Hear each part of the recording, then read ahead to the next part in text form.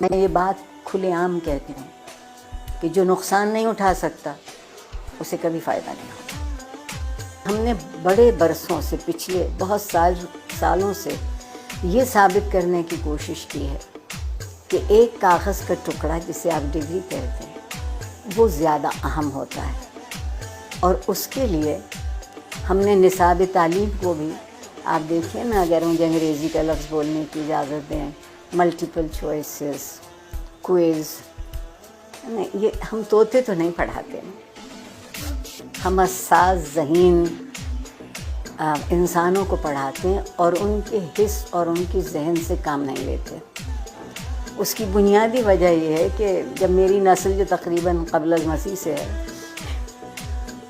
وہ پڑھتی تھی تو تعلیم کے ساتھ ایک بڑا ضروری لفظ جڑا ہوا تھا، وہ تربیت تھا۔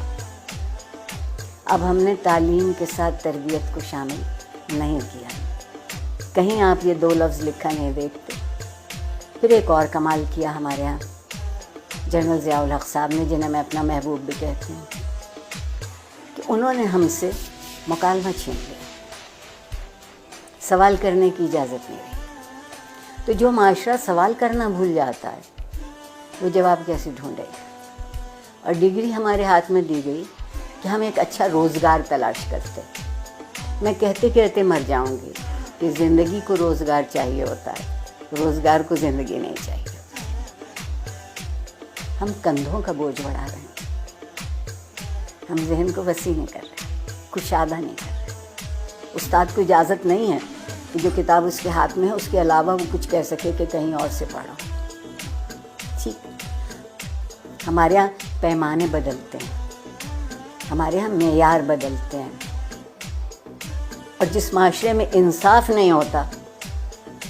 وقت کی مصلحت ہوتی ہے، اور جس معاشرے میں ہر کوئی ریاست کا شہری نہیں ہوتا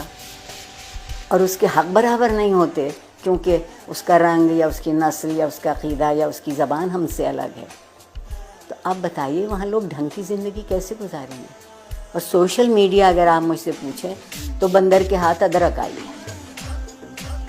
جس کو یہ معلوم نہیں کہ اسی کو کتنا مثبت طریقے سے، اسی سے تربیت ہو سکتی ہے،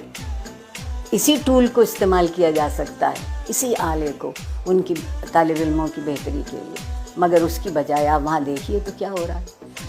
جب میں پل بڑھ رہی تھی اس زمانے میں ڈائری لکھنے کا رواج تھا، اور ڈائری اس قدر خفیہ چیز ہوتی تھی کہ جتنے اب نئے بینک اکاؤنٹ بھی نہیں تلاش کر سکتی۔ اب آپ کوئی بات لکھتے ہیں اور اس پہ 2-4 منٹ کوئی